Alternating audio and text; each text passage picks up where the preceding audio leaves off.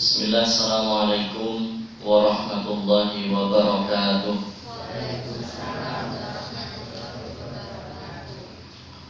Bismillah, walhamdulillah, wassalatu wassalamu ala rasulillah, la hawla wa la quwwata illa billahil aliyyil azim. Qala Allah Ta'ala, ya ayyuhalladzina amanu taqullaha haqqa tuqatih wa la tamutunna illa wa antum muslimun. Wa qala ya ayyuhalladzina amanu taqullaha wa qulu qawlan sadida yuslih lakum a'malakum wa yaghfir lakum dhunubakum wa man yuti'illaha wa rasulahu faqad faza fawzan 'azima. فإن أصدق الحديث كتاب الله وخير هدي هدي محمد صلى الله عليه وسلم وشر الأمور محدثاتها فإن كل محدثة بدعة كل بدعة ضلالة وكل ضلالة في النار. Jamaah yang dirahmati Allah Subhanahu wa taala, alhamdulillahirabbil alamin. Kembali malam hari ini Allah Subhanahu wa ta'ala pertemukan kita di tempat yang terbaik di muka bumi ini, yaitu masjid. Tepatnya di Masjid Ar-Rahim yang semoga senantiasa Allah Subhanahu wa ta'ala melimpahkan barokah. Amin ya rabbal alamin.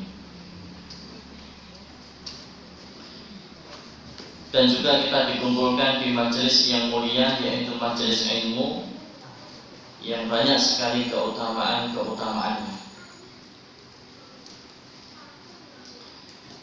Di antara keutamaannya, ketika orang mempelajari Al-Quran, Rasulullah SAW telah mengabarkan, khairukum man ta'allama al-Qur'ana wa 'allamahu. Sebaik-baik di antara kalian adalah yang mau belajar Quran dan mengajarkannya. Kemudian disabda Rasulullah yang lain, innallaha yarfa'u bihadzal kitabi aqwaman wa yadha'u bihi akharin. Allah Subhanahu wa ta'ala akan mengangkat derajat orang-orang yang Allah Subhanahu wa ta'ala mengangkat derajat orang-orang dengan kitab ini, yaitu Al-Quran. Dan Allah akan menjatuhkan, Allah akan merendahkan, Allah akan menghinakan orang itu juga dengan kitab ini, yaitu Al-Quran. Sesiapa yang mau memuliakan Al-Quran, maka Allah akan memuliakan dia. Sesiapa yang tidak mau memuliakan Quran, tidak mau mempelajari Quran, tidak mau membaca Quran, tidak mau mentadaburi isinya, maka Allah pun juga akan menjatuhkan dia. Allah akan buat dia rendah di dunia dan di akhirat. Allah akan buat dia hina di dunia dan di akhirat. Kemudian juga di firman Allah Subhanahu wa ta'ala, yarfa'illahu alladhina amanu minkum. Allah Subhanahu wa ta'ala akan mengangkat derajatnya orang-orang beriman, waladina utul ilma darajat. Dan juga Allah Subhanahu wa ta'ala akan mengangkat orang-orang yang berilmu. Allah angkat derajatnya beberapa derajat. Maka ini diantara keutamaan yang Allah Subhanahu wa ta'ala berikan bagi orang-orang yang mau belajar, bagi orang-orang yang mau mengkaji, mentadaburi Al-Quran dan Sunnah. Di antaranya adalah hadir ke majelis ilmu pada malam hari ini adalah untuk mempelajari atau mentadaburi Al-Quran dan As-Sunnah.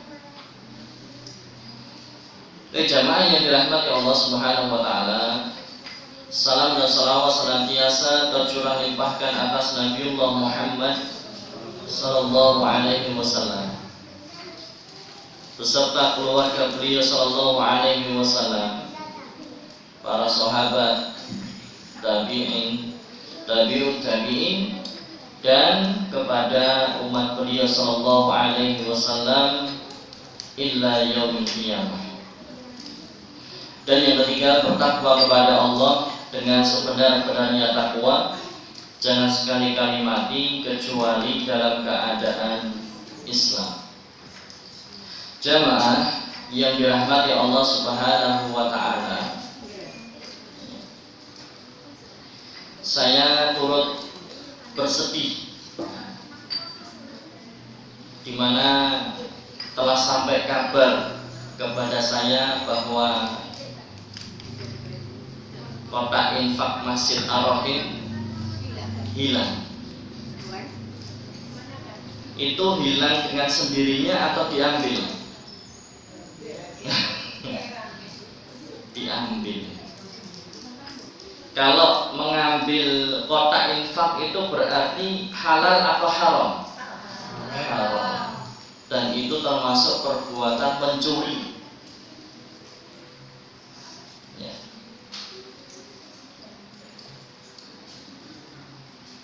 Karena kalau orang mencuri hartanya satu orang, ya itu hartanya satu orang itu. Tapi kalau yang dicuri itu adalah infak, maka dia sedang mencuri harta banyak orang. Betul kan? Yang berinfak di dalam kota itu berapa orang itu? Banyak, dan mungkin berbulan-bulan. Artinya kalau dia mengambil itu, sejatinya dia mengambil hartanya banyak orang.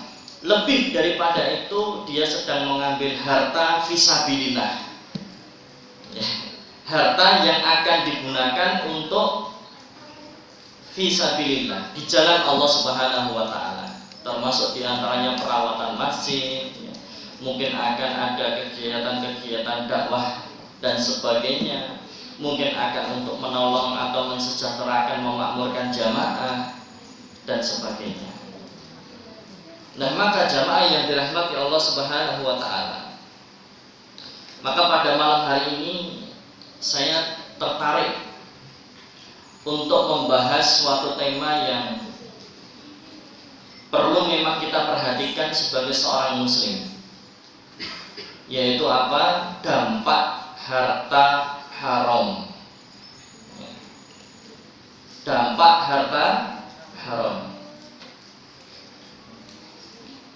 Dan insya Allah saya akan menyampaikan 7 dampak negatif atau dampak buruk dari harta yang haram. Orang nanti sesiapa kalau mengetahui apa saja dampak haram, dampak dari harta haram, maka akan muncul ketakutan dalam hati ketika dia berpikir untuk mencuri atau korupsi, atau mungkin harta haram yang didapat dari pekerjaan-pekerjaan haram. Dia akan berpikir ulang itu. Kenapa? Karena teringat dampaknya, teringat dampak buruknya. Dan tidak sedikit dampak buruknya. Yang saya sampaikan di sini pada malam hari ini hanya 7. Sedangkan masih banyak sekali dampak buruk dari harta yang haram yang diperoleh dari pekerjaan yang haram.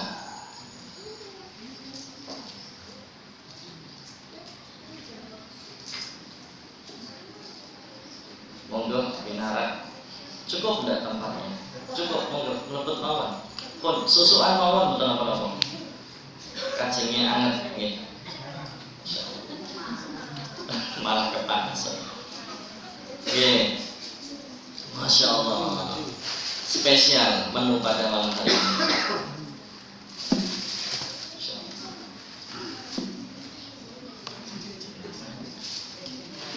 Baik jamaah yang dirahmati Allah Subhanahu wa ta'ala, kenapa kita harus, atau apa pentingnya kita harus mengetahui dampak dari harta yang haram. Karena kula panjenengan ketika nanti di hari kiamat akan ditanya beberapa hal, dan salah satu pertanyaannya adalah an malihi min aina tasabahu wa fima anfaqahu. Kula panjenengan akan ditanya terkait dengan harta. Harta yang kita punya itu didapat dari sumber yang halal atau yang haram, dan dibelanjakan untuk keperluan yang halal atau yang haram. Dulu pernah kami singgung, ada yang harta itu sumbernya halal, pengeluarannya haram. Misalkan sumbernya dari pekerjaan yang halal, dagang misalkan, ya, dagang yang haram, dagang yang halal, ya, atau mungkin jadi guru TPA apalagi, masya Allah. Sumbernya halal tapi keluarnya haram. Sumbernya dari perdagangan yang halal, ternyata keluarnya dipakai untuk keperluan yang haram, misalkan selingkuh, ya, atau mungkin untuk pengeluaran yang haram. Sebaliknya, ada harta itu sumbernya haram tapi keluarnya halal. Misalkan didapat dari mencuri untuk menafkahi keluarga. Nafkahi keluarganya halal, yang jadi masalah itu harta didapat dari mencuri. Itu yang bermasalah juga. Masuknya halal, keluarnya haram bermasalah. Masuknya haram, keluarnya halal juga masalah. Yang paling selamat itu masuknya halal, keluarnya halal. Nah, ini yang akan memberikan keselamatan untuk kita di dunia dan di akhirat. Karena harta haram itu bukan hanya nanti dibalasnya di akhirat, tetapi harta yang haram itu pun Allah akan balas di dunia. Terlebih-lebih di akhirat. Di dunianya Allah balas, di akhiratnya pun Allah balas. Sudah jatuh tertimpa tangga. Di dunianya akan Allah berikan balasan azab, di akhiratnya pun juga demikian. Nah, jamaah yang dirahmati Allah Subhanahu wa taala, maka inilah yang menjadi sebab pentingnya kita untuk mengetahui dampak dari harta haram, ya, supaya selamat nanti dan bisa menjawab pertanyaan yang diajukan oleh Allah Subhanahu wa taala terkait dengan harta, sumber dan pengeluarannya. Satu. Yang kedua, supaya muncul rasa takut yang sehingga hanya mau mencari harta yang halal, menjauhi harta yang haram. Kenapa? Takut akan siksa, akan dosa, akan azab yang Allah Subhanahu wa taala berikan. Baik, jamaah yang dirahmati Allah Subhanahu wa taala, Rasulullah sallallahu alaihi wasallam mengajarkan sebuah doa. Doa senantiasa kita meminta kepada Allah diberikan harta yang halal. Ya. Bagaimana doanya? Allahumma kfini bihalalika an haramika wa aghnini bifadlika amman siwaka. Ya Allah, cukupkanlah aku dengan yang halal dan jauhkan aku dari yang haram, dan cukupkanlah aku dengan karunia-Mu dari bergantung pada selain-Mu. Cukupkan aku itu Ya Allah, cukupkan aku bergantung hanya kepadamu, tidak bergantung kepada selainmu. Cukupkan aku dengan harta yang halal saja, yang sehingga tidak memerlukan harta yang haram. Ya. Nah, ini jamaah yang dirahmati Allah Subhanahu wa taala, doa supaya apa? Allah Subhanahu wa taala memberikan dan mencukupkan kita dengan harta yang halal dan dijauhkan dari harta yang haram, serta juga dicukupkan hanya bergantung bertawakal kepada Allah, tidak kepada selain Allah Subhanahu wa taala. Ini hadis diriwayatkan oleh At-Tirmidzi. Allahumma kfini wa bihalalika an haramika wa aghnini bifadlika amman siwaka. Kemudian rizki yang halal walau sedikit itu lebih berkah. Rizki yang halal walaupun kuantitasnya, walaupun nominalnya, walaupun jumlahnya sedikit, tetapi harta yang halal walaupun sedikit itu lebih barokah, lebih bisa mencukupi, kemudian akan melahirkan kebaikan demi kebaikan. Itu tanda barokah. Jadi tanda barokah itu satu, mencukupi, atau yang kedua akan melahirkan kebaikan-kebaikan. Jadi harta sedikit tetapi kebaikannya banyak. Bisa buat mencukupi keluarga, bisa untuk menolong orang lain, bisa untuk nyumbang pengajian, nyumbang snack, bisa menyehatkan badan, satu keluarga jadi sehat, bisa kemudian menjadikan anak soleh solihah, mudah diatur. Masya Allah, itu berkat dari harta yang halal walau jumlahnya sedikit. Ya. Panjenengan pilih pundi, halal sedikit atau haram banyak? Pilih halal dan banyak. Tidak ada pilihan ketiga. Halal tapi dikit, lebih membuat tenang, bisa melahirkan banyak kebaikan, mencukupi, bahkan bisa sedekah. Oh, Masya Allah. Terima? Ya, mending dikit tapi barokah daripada banyak. Oh, Masya Allah, haram. Nah, jamaah yang dirahmati Allah Subhanahu wa taala,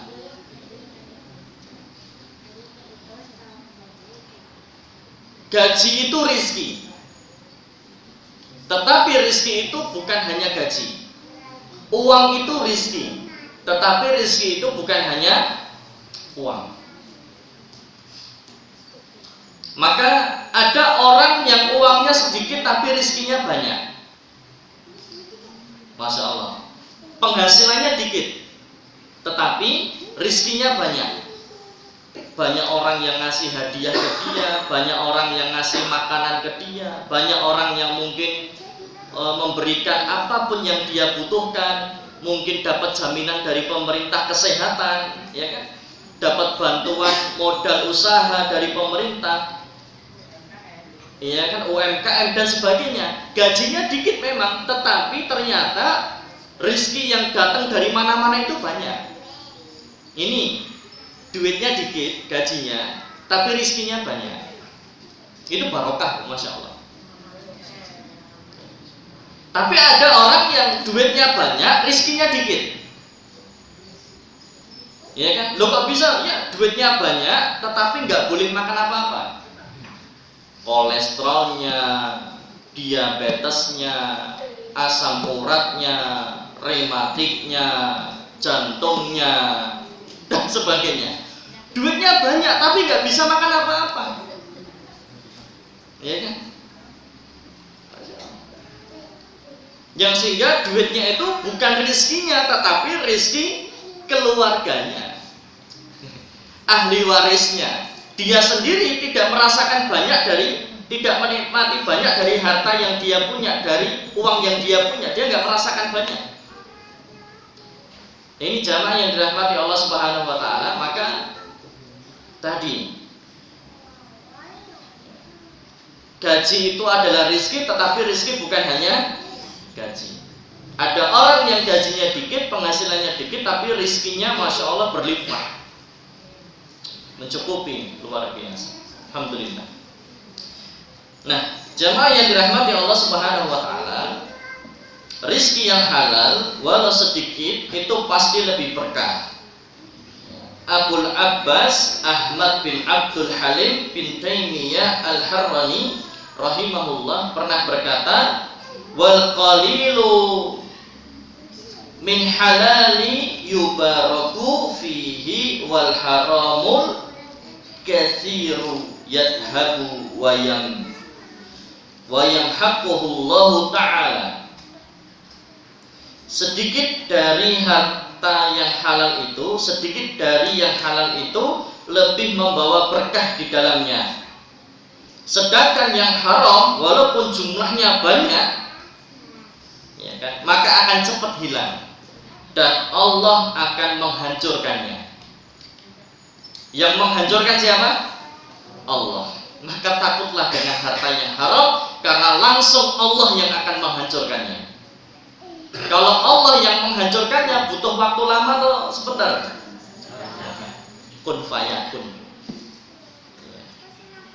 Allah akan menghancurkan alam semesta besok di hari kiamat besar itu dalam waktu yang sangat singkat sekali, nggak pakai lama. Apalagi hanya untuk menghancurkan harta orang-orang yang haram tadi, harta haram dari orang-orang tadi. Maka hendaknya kita takut dengan harta yang haram. Masa iya kita mau perang sama Allah? Ya pasti kalah. Ya. Dan jamaah yang dirahmati Allah Subhanahu wa taala, dalam mencari rizki, kebanyakan kita atau manusia sebagiannya mencari asalkan dapat aja, namun tidak memperdulikan halal atau haram.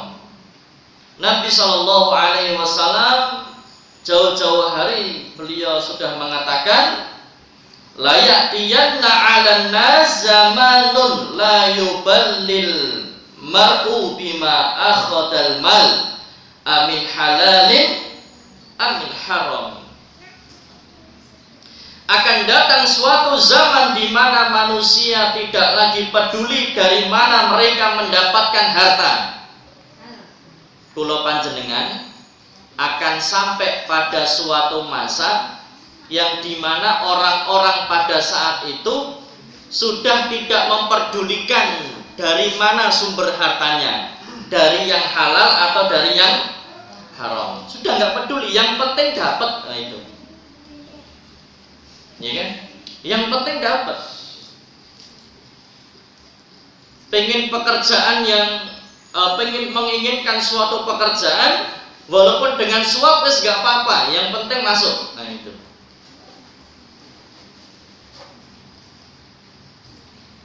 Mau dagangannya laris, ternyata sebelahnya juga dagang dengan jualan yang sama.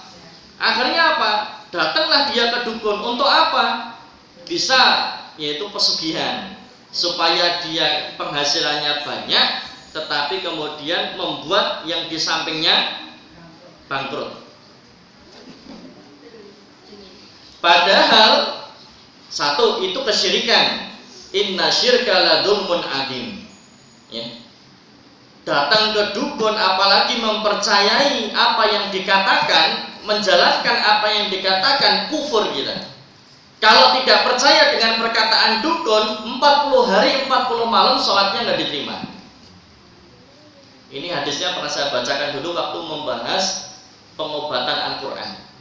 Banyak orang sakit datang ke dukun kan? Nah, percaya sama dukun kufur, gak percaya 40 hari 40 malam sholatnya gak diterima. Satu, dia datang ke dukun ya, pesugihan dan sebagainya, itu satu, syirik duluan. Yang kedua, tidak ada yang gratis.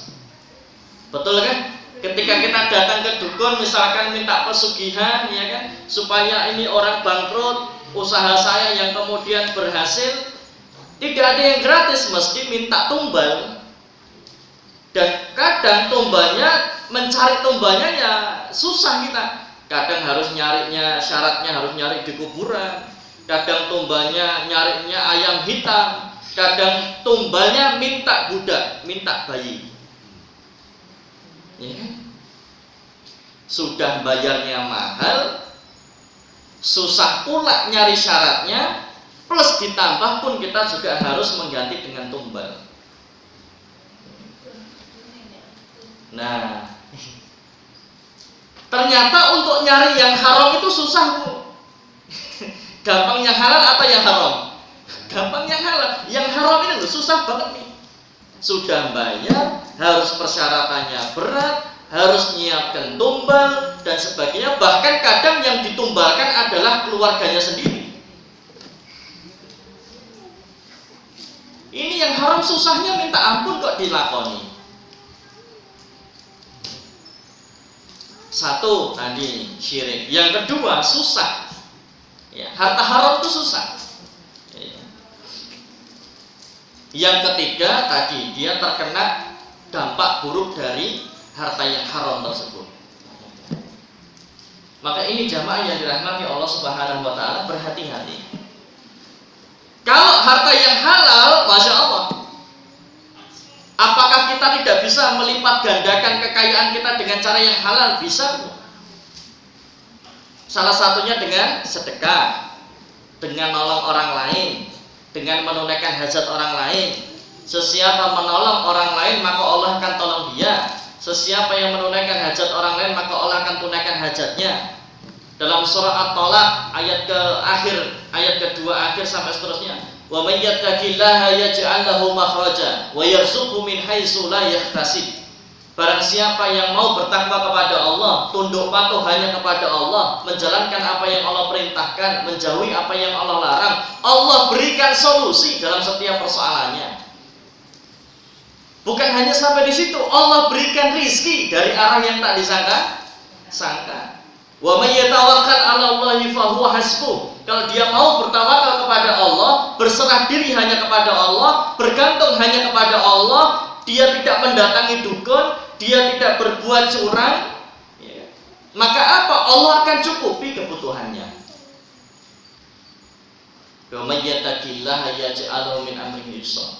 Allah akan berikan kemudahan dalam setiap urusan-urusannya.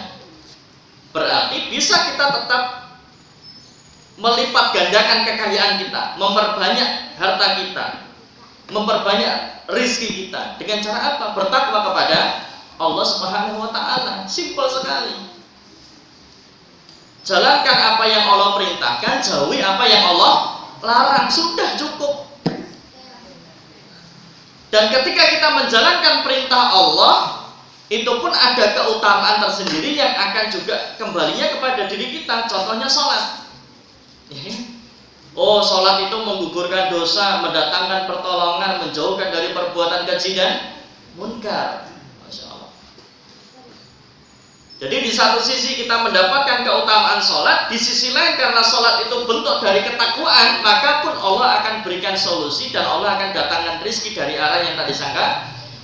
Allah akan cukupi dia dan Allah akan permudah urusan-urusannya. Termasuk dalam hal bisnis, termasuk dalam hal keluarga, termasuk dalam hal pemenuhan kebutuhan keluarga. Allah akan mudahkan itu semuanya. Dari jalan mana? Dari jalan mana saja, terserah Allah mendatangkannya. Asalkan mau bertakwa. Ini jamaah yang dirahmati Allah Subhanahu wa ta'ala. Makanya biasanya orang-orang yang dia mencuri, ya kan, orang-orang yang dia korupsi, orang-orang yang dia mencari harta dengan pekerjaan yang haram, orang-orang yang datang ke dukun minta pesugihan dan sebagainya, itu mereka adalah budak dunia. Mereka terkena penyakit yang namanya wahan. Apa itu wahan? Cinta dunia dan takut mati. Dia sudah cinta dunia, Bu. Dunia itu sudah masuk ke dalam hatinya, Bu. Kalau sudah cinta dunia, wes sepenting dapat, gitu. Entah dengan cara yang haram, wes masalah, yang penting dapat. Itu namanya cinta dunia. Itu namanya budak dunia. Maka Rasulullah SAW sampai mendoakan kecelakaan bagi orang-orang yang cinta dunia. Rasulullah sampaikan, ta'isa abdud dinar wa dirham wal qatifati wal khamisatu in ahdiya radiyah wa illam yu'talan yardo. Celakalah wahai budak dinar, ya kan? Celaka budak dirham. Ya. Kemudian khotifah itu pakaian yang memiliki bludru. Kemudian khamisah, pakaian berwarna hitam dan ada bintik-bintik merah. Jika ia diberi maka ia ridho, jika ia tidak diberi maka ia tidak ridho. Yang jadi saksi pembahasan adalah tadi orang yang sudah cinta dunia, cinta dirham, cinta dinar, kecintaannya sampai masuk ke dalam hati, yang karena sudah masuk ke dalam hati dunia ini, yang terjadi adalah wis apapun asal dapat, baik dari yang halal atau dari yang haram, sudah tidak lagi memperdulikan sumbernya haram atau tidak. Ini orang yang cinta dunia, budak dunia. Nah, ini jamaah yang dirahmati Allah Subhanahu wa taala, didoakan kecelakaan oleh siapa? Rasulullah SAW. Loh, kalau yang mendoakan saudara Rasulullah ya celaka betul ya. Di dunianya dan di akhiratnya. Ini jamaah yang dirahmati Allah Subhanahu wa taala. Makanya Ali bin Abi Thalib itu pernah mengatakan, barang siapa yang berdagang, bisnis, jualan, tetapi belum memahami ilmunya, maka pasti dia akan terjerumus ke dalam riba atau sesuatu atau harta yang haram. Kemudian dia terus kejerumus di dalamnya dan akan terus terjerumus ke dalamnya, dan itu nanti akan memasukkan ke dalam neraka. Ini terkhusus pesan dari Ali bin Abi Thalib untuk siapa? Orang yang bekerja, orang yang berdagang, berbisnis, ya, jualan, dia harus memahami ilmunya yang sehingga tidak terjerumus kepada keharaman. Kemudian Umar bin Khattab radhiyallahu anhu juga mengatakan, janganlah seorang berdagang di pasar kami sampai dia betul memahami seluk-beluk riba. Monggo masuk pinara, masya Allah. Cukup enggak di tempatnya? Cukup nggih, monggo. Mang desel-desel mawon. Bismillah.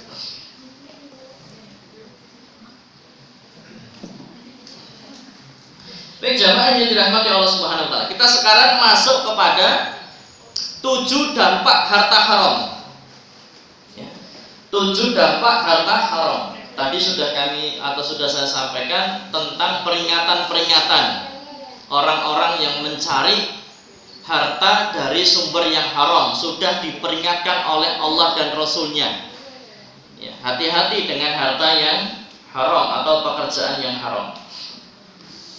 Yang pertama, memakan harta haram berarti mendurhakai Allah dan mengikuti langkah syaitan. Dalam surah Al-Baqarah ayat ke-168, ya ayyuhan nas kulu mimma fil ardi halalan thayyiban wala tattabi'u khutuwati syaitan innahu lakum aduwwum mubin. Wahai sekalian manusia, makanlah yang halal lagi baik dari apa yang terdapat di bumi, dan janganlah kamu mengikuti langkah-langkah syaitan, karena sesungguhnya syaitan itu adalah musuh nyata bagimu. Perintah Allah untuk apa? Untuk memakan makanan yang halal dan yang baik dari apa yang terdapat di bumi. Kalau kamu memakan makanan yang haram, maka sejatinya kita sudah terperdaya oleh syaitan. Contohnya siapa? Kisahnya Nabi Adam, ya kan? Allah sudah mengatakan kepada Nabi Adam, wahai Nabi Adam, kamu di surga ini silahkan mau makan apa aja boleh, tetapi jangan makan buah dari pohon itu. Allah mengharamkan satu pohon, ya kan? Buah dari pohon itu nggak boleh, jangan kamu makan.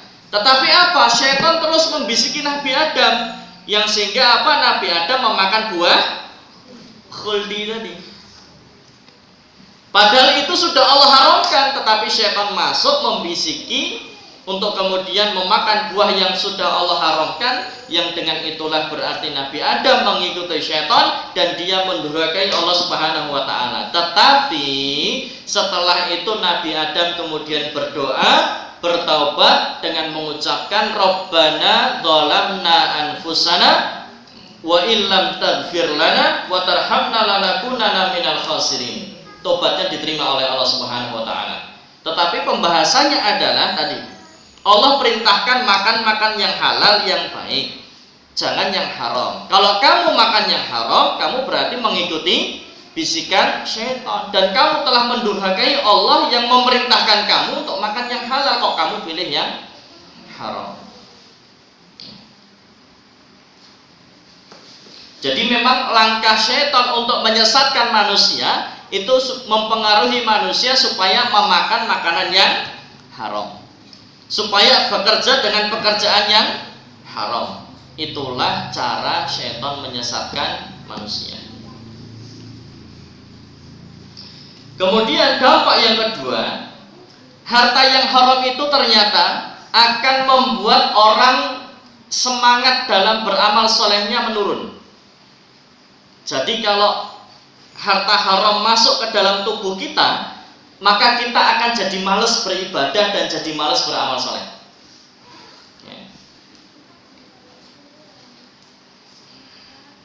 Dalilnya surah Al-Mu'minun ayat ke-51. Ya ayyuhar rasul kulu minat tayyibati wa'malu salihan inni bima ta'maluna alim. Wahai rasul-rasul, makanlah dari makanan yang tayyib, yang halal, yang baik, dan kerjakanlah amal saleh, sesungguhnya aku maha mengetahui apa yang kamu kerjakan. Kemudian jamaah yang dirahmati Allah Subhanahu wa taala, sebetulnya dalam ayat ini kan perintah Allah, kamu makan yang halal, kamu konsumsi yang halal. Dengan kamu memakan atau mengkonsumsi makanan yang halal, pekerjaanmu pekerjaan yang halal, hartamu harta yang halal, maka kita akan mudah untuk melakukan amal saleh. Maka sebaliknya, kalau makananmu atau konsumsimu haram, hartamu harta haram, maka kamu pun juga akan menjadi malas untuk beramal saleh atau beribadah. Ini bisa dirasakan. Jadi kalau harta haram sudah mulai masuk ke dalam tubuh kita, maka pasti kata Rasul, kata Allah bahkan, dia akan jadi malas beribadah dan beramal saleh. Mau sholat berat, mau ngaji berat, mau baca Quran berat, mau sedekah berat, pokoknya berat. Kenapa? Pengaruh dari atau dampak buruk dari harta yang haram. Kemudian yang ketiga, memakan harta haram adalah kebiasaan buruk orang Yahudi. Ya. Dalilnya surah Al-Maidah ayat ke-62 sampai 63. Kemudian dalil yang selanjutnya surah An-Nisa 160 sampai 161.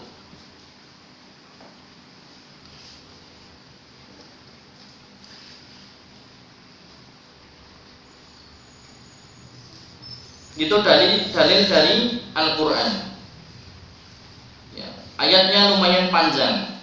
Allah Subhanahu wa taala berfirman dalam surah Al-Maidah ayat 62 sampai 63. Dan kamu akan melihat kebanyakan dari mereka orang-orang Yahudi bersegera membuat dosa, permusuhan, dan memakan makanan yang haram.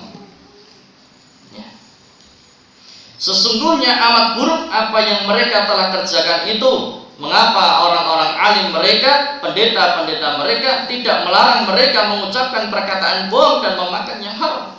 Kenapa kok tidak dilarang? Sesungguhnya amat buruk apa yang telah mereka kerjakan itu. Ya. Jadi memakan makanan yang haram, ya, memakan harta yang haram itu merupakan kebiasaan orang Yahudi. Makanya setiap kali kula panjenengan baca surah Al-Fatihah itu kita minta dihindarkan dari jalannya orang-orang Yahudi. Di ayat berapa, Bu?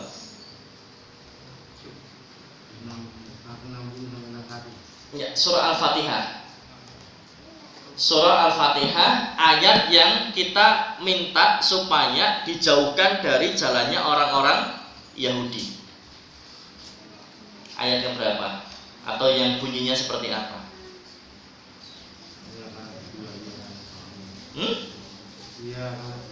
Iya. Bunyinya yang pertama masuknya ihdinas siratal mustaqim. Minta jalan yang lurus, ditunjukkan jalan yang lurus, siratal ladzina an'amta alaihim. Jalannya siapa? Jalannya orang-orang yang Engkau beri nikmat, yaitu para nabi, para siddiqin, para syuhada, para salihin.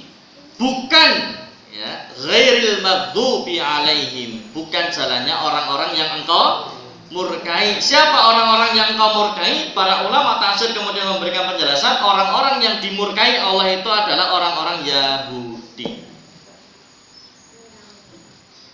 Orang-orang Yahudi itu yang Allah murkai. Lah kita bermohon kepada Allah, hindarkan dari jalannya orang-orang Yahudi ini.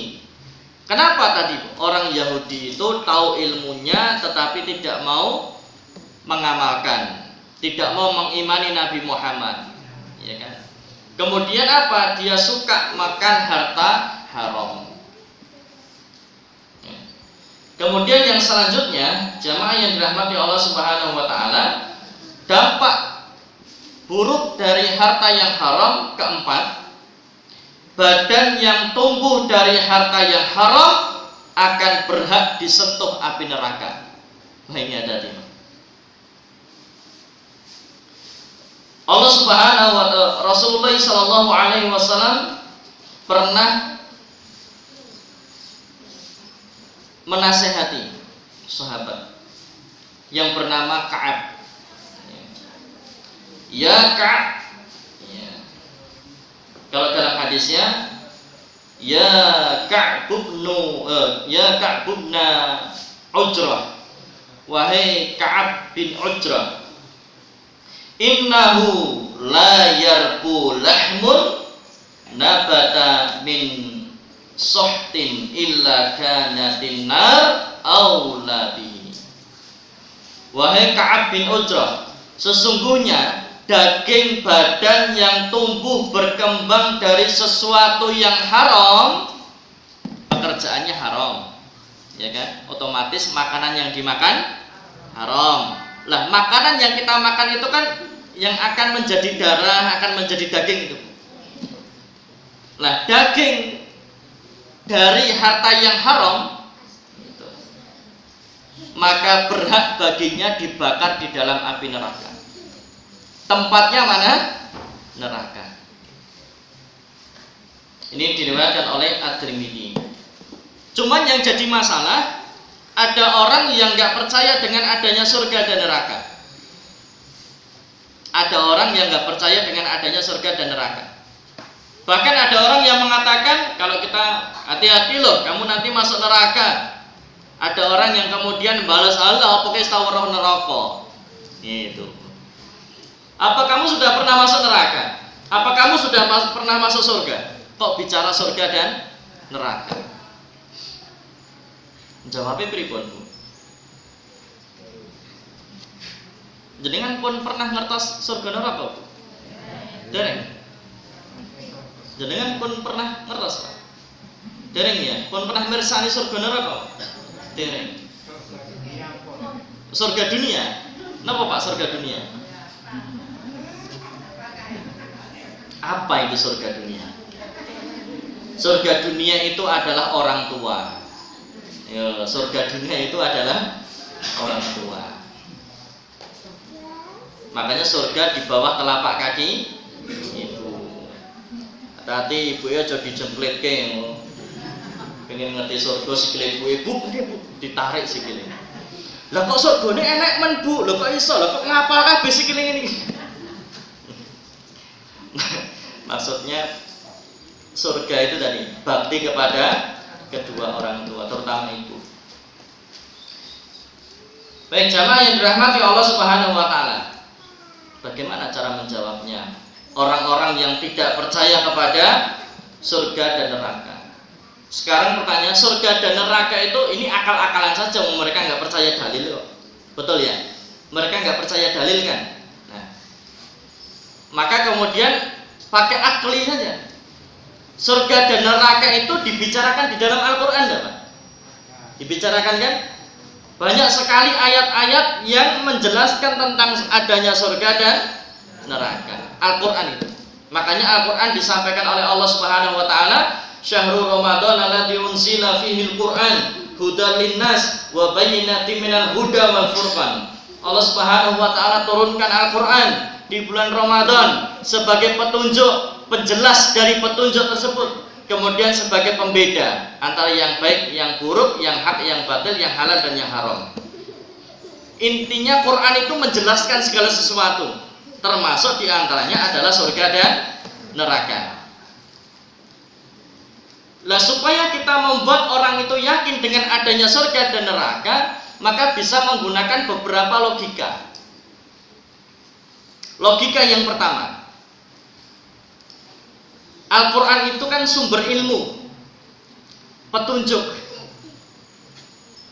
penjelas, dan sampai detik ini, apapun yang dikatakan oleh Al-Quran maka sejalan dengan sains, sejalan dengan kemajuan teknologi saat ini. Artinya apa? Para peneliti-peneliti sekarang ini belum pernah ada yang mengkritik Quran, itu belum pernah ada. Semua mereka mengatakan bahwa Al-Quran sesuai dengan sains, Al-Quran sesuai dengan ilmu pengetahuan. Tidak ada satupun peneliti yang mengkritik Al-Quran dan menyalahkan Quran. Belum ada, sampai detik ini belum ada. Apapun yang diinformasikan dalam Quran, ilmu apapun yang dijelaskan dalam Quran, ya, itu semuanya disepakati oleh para peneliti, disepakati oleh sains bahwa betul apa yang dikatakan Al-Quran. Jelas wong Allah, Al-Quran itu kan kalamullah, perkataannya Allah. Sedangkan Allah Rabbul Alamin, Allah yang menciptakan alam semesta ini, maka tepat sekali kalau Allah yang paling memahami alam semesta ini. Allahu ya'lamun wa antum la ta'lamun. Allah Maha mengetahui, kamu nggak tahu apa-apa. Allah yang mengetahui semuanya. Nah, berarti itu, taruhlah ada juga beberapa yang disampaikan dalam Quran belum terbukti, ya ada. Belum terbukti itu karena apa? Karena keterbatasan akal manusia, karena keterbatasan teknologi, yang sehingga ada beberapa dari Al-Quran, informasi dari Quran yang memang belum terbukti. Salah satu diantaranya tentang surga dan neraka, tentang adanya akhirat, belum terbukti. Kenapa? Karena keterbatasan akal manusia dan keterbatasan teknologi. Berarti ya setidaknya kalau mau dibikin persentase, 80% isi dari Quran disepakati kebenarannya oleh para ilmuwan dan peneliti dan sejalan dengan sains, 80%. Sedangkan 20%-nya ambigu, antara baik, antara benar dan tidak benar. Maka saya katakan gini, Pak, kalau saya memberikan informasi kepada jenengan dan ternyata informasi saya benar dan valid, apapun yang saya sampaikan kepada jenengan valid, benar semuanya, panjenengan belum pernah menemui saya berbohong. Misal nih ya, jenengan belum pernah menemui saya berbohong, panjenengan belum pernah mendengar saya berbohong. Maka kalau saya sampaikan satu lagi informasi, jenengan percaya enggak? Percaya. Kenapa? Karena saya nggak pernah bohong. Kalau saya menyampaikan apapun, jenengan percaya enggak? Percaya. Karena saya nggak pernah bohong. Nah, ketika Allah Subhanahu wa taala ya kan menurunkan Al-Qur'an dan 80% Al-Qur'an itu terbukti kebenarannya, kira-kira yang 20% itu benar atau enggak? Benar. Kenapa? 80% sudah terbukti kebenarannya. Berarti kesimpulannya, oh berarti 20% ini mungkin atau kemungkinan besar benar karena 80%-nya benar. Yang pertama. Kemudian yang kedua, kalau tidak ada surga dan neraka, Allah nggak adil. Loh kok bisa ya? Ada orang yang soleh, ada orang yang baik, sampai mati miskin. Tapi ada orang yang jahat, nggak pernah ketangkep polisi, tapi dia kaya raya sampai mati. Kalau tidak ada surga dan neraka, Allah adil nggak? Nggak adil. Kesian yang miskin. Orangnya sudah soleh tapi sampai mati dia miskin. Nanti dibalas surga. Allah ganti kekayaan di surga. Kalau nggak ada surga, nggak ada neraka. Kalau nggak ada neraka, itu Pak, nganyeli itu ya. Orang yang jahat sampai mati, nggak pernah ketangkep polisi, hidupnya kaya raya. Nah nanti akan Allah gantikan dengan siksa yang ada di neraka. Makanya kita dengan dua tadi, logika tadi menguatkan bahwa oh surga dan neraka itu ada karena Al-Quran 80% sudah terbukti kebenarannya, berarti yang 20% itu benar kemungkinan besar. Kalau kita orang beriman pasti mengatakan pasti benar. Tapi ada orang-orang yang memang tidak bisa dijelaskan dengan dalil yang sehingga harus dengan akal. Baik jamaah yang dirahmati Allah Subhanahu wa taala, dampak keberapa tadi Bu? Dampak ke-4. Akibat buruk yang keempat dari memakan harta yang haram adalah tempatnya pantas di neraka. Udah, tempatnya di neraka. Kemudian dampak yang kelima. Dampak yang kelima adalah doanya sulit untuk dikabulkan. Udah, kalau ada makanan atau harta haram masuk ke dalam tubuh kita, maka doanya pasti akan susah untuk dikabulkan Allah Subhanahu wa taala. Dalilnya dikisahkan ada orang ya kan, ada orang yang rambutnya acak-acakan itu, pakaiannya lusuh, kotor, kelihatan kalau dia seorang musafir ya. Kemudian apa? Dia mengangkat kedua tangannya ke langit lantas mengatakan ya Rob, ya Rob, ya Rob, dia berdoa. Maka kemudian padahal makanannya haram, minumannya haram, pakaiannya haram, yang dia kenyangkan dari yang haram, bagaimana mungkin bisa terkabul doanya? Ini disampaikan oleh Rasulullah dalam hadisnya yang diriwayatkan oleh Muslim. Kalau dalilnya surah Al-Mu'minun ayat ke-51 dan surah Al-Baqarah ayat ke-172. Surah Al-Mu'minun ayat ke-51 dan surah Al-Baqarah ayat 172. Inilah kisah yang disampaikan oleh Rasulullah. Ada seorang musafir, pakaiannya lusuh, kotor, berdebu. Dia mengangkat kedua tangannya, ya Rob, ya Rob. Dia berdoa kepada Allah Subhanahu wa taala. Rasulullah sampaikan, bagaimana mungkin doanya dikabulkan? Sedangkan makanannya haram, minumannya haram, pakaiannya haram, semua fasilitas yang dia punya haram semuanya. Loh, kalau pekerjaannya haram kan hartanya haram, Pak. Padahal hartanya dipakai untuk beli motor, hartanya dipakai buat beli pakaian, buat makanan, buat rumah dan sebagainya. Nah, kalau semuanya haram, bagaimana mungkin Allah akan kabulkan doanya? Yang keenam, harta haram membuat kaum muslimin jadi mundur dan hina. Dari Abdullah bin Umar radhiyallahu anhuma, Rasulullah sallallahu alaihi wasallam bersabda, jika kalian berjual beli dengan cara aina, ya, ini salah satu transaksi riba. Kemudian mengikuti ekor sapi, ya, sibuk dengan peternakannya, ridho dengan bercocok tanam, maksudnya sibuk dengan pertaniannya, dan meninggalkan jihad, ya, maka Allah akan menguasakan kehinaan atas kalian. Allah tidak akan mencabutnya dari kalian hingga kalian kembali kepada agama kalian. Siapa yang disibukkan dengan pekerjaannya, disibukkan dengan peternakannya, ya kan? Disibukkan dengan pertaniannya, kemudian berjual beli dengan cara yang riba, dia meninggalkan apa yang Allah wajibkan kepadanya, maka Allah akan hinakan dia. Allah akan hinakan dia. Ini jamaah yang rahmati Allah SWT. Yang terakhir, dampak dari harta haram yang ketujuh, harta haram akan mendatangkan balak dan musibah. Ya. Harta haram akan mendatangkan balak dan musibah. Dalilnya dari Ibnu Abbas radhiyallahu anhuma, Rasulullah sallallahu alaihi wasallam bersabda, "Idza dhaharaz zina war riba fi qaryatin faqad ahallu bi anfusihim adaballah." Apabila telah marak perzinaan dan praktek riba di suatu negeri, maka sungguh penduduk negeri tersebut telah menghalalkan diri mereka untuk diazab oleh Allah Subhanahu wa taala. Diriwayatkan oleh Hakim.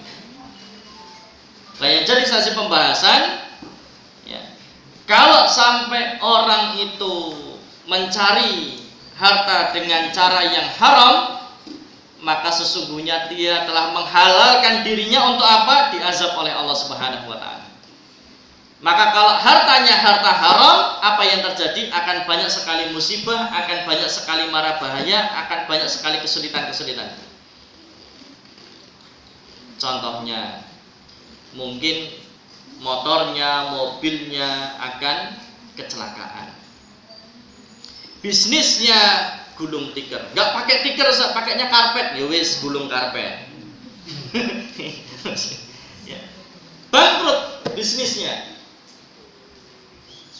Atau apa? Allah akan berikan penyakit yang susah sembuhnya. Allah akan berikan istri yang senantiasa membangkang. Allah akan memberikan anak yang susah diatur.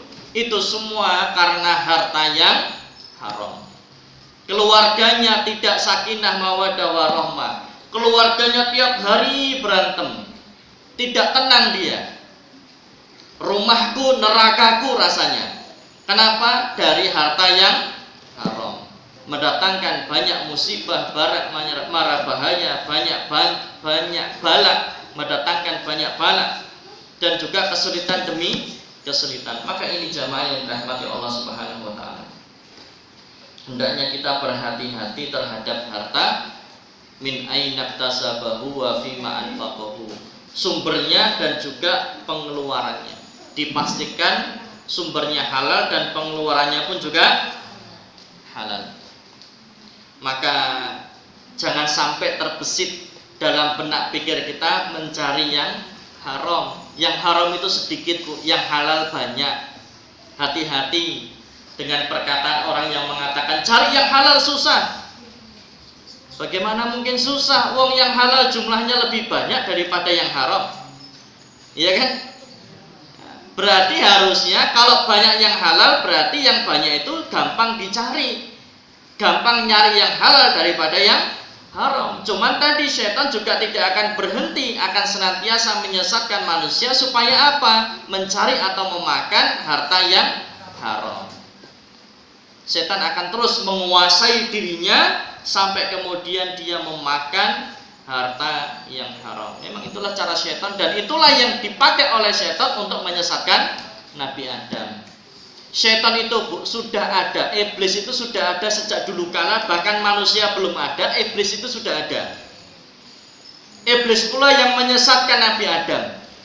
Artinya apa? Iblis itu lebih pengalaman daripada manusia itu. Iblis itu sudah pengalaman, mempengaruhi, menyesatkan berapa banyak orang di zaman dulu. Iblis itu tahu, setan itu tahu bagaimana cara menyesatkan manusia. Salah satunya dengan cara apa? Bagaimana membuat manusia itu memakan harta haram. Dengan cara tadi, Bu, nyari yang halal susah, cari yang haram saja. Kalau nggak pakai haram, kamu nggak bisa masuk pekerjaan di sana. Ayo kamu suap dan sebagainya. Itu cara-cara iblis, cara-cara yang digunakan oleh setan untuk apa? Menyesatkan manusia supaya dia memakan harta yang haram. Demikian jamaah yang dirahmati Allah Subhanahu wa taala.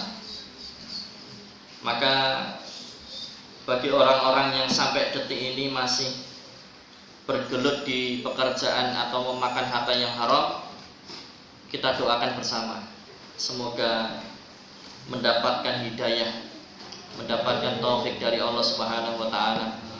Allah tunjukkan kepadanya pekerjaan yang halal, yang dengan pekerjaan halal itu maka hidupnya akan barokah. Ya, kita doakan, jangan dicela saja, Pak.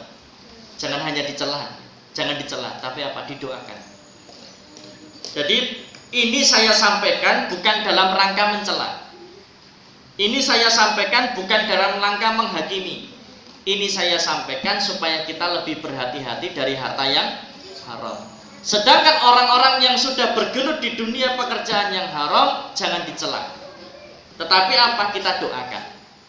Dan kita usahakan untuk apa? Mencarikan pekerjaan yang halal, supaya keluar dari pekerjaan yang haram. Ya. Maka inilah sesama muslim. Al-muslimu akhul muslim, innamal mu'minuna ikhwah. Sesama muslim itu bersaudara, sesama orang beriman juga bersaudara. Maka kalau ada orang Islam, seorang muslim terjerumus kepada pekerjaan yang haram, maka satu, doakan dia. Yang kedua, nasihati, sampaikan tadi akibat buruknya. Yang ketiga, usahakan carikan pekerjaan, ganti pekerjaan yang halal untuk dia, supaya dia bisa keluar dari pekerjaan yang haram. Yang sehingga seorang muslim harus solutif, Pak. Bukan hanya mencela, bukan menghakimi, tetapi memberikan solusi bagi mereka-mereka orang yang terjerumus ke dalam kemaksiatan atau dosa. Demikian jamaah yang dirahmati Allah Subhanahu wa taala. Ada pertanyaan? Dipersilahkan.